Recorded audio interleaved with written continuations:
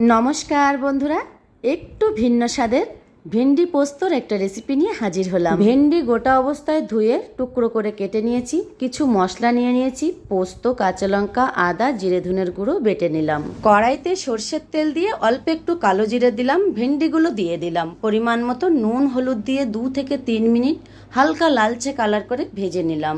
বন্ধুরা, আমার এই রান্নাগুলো যদি আপনাদের ভালো লাগে অবশ্যই আমার চ্যানেলটাকে লাইক সাবস্ক্রাইব করে আমার পাশে থাকবেন। ভেন্ডিটা ভালো করে ভেজে নিয়ে বাটা মশলাটা দিয়ে আরও 2 মিনিটের মতো ভেজে নিলাম। দিয়ে দিচ্ছি কাঁচা দুধ, দিয়ে ভালো করে মিশিয়ে 2 থেকে 3 মিনিট ঢাকা দিয়ে রান্না করে নিলাম।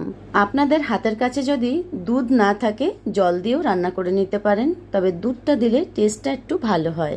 ঢাকা তুলে উপর থেকে 1 চামচ ঘি ছড়িয়ে দিলেই রেডি হয়ে গেল দুধ দিয়ে ভেন্ডি পোস্ত। খেতে কিন্তু দারুণ টেস্ট হয়, অবশ্যই একবার বানিয়ে খাবেন। ভালো থাকুন, নমস্কার।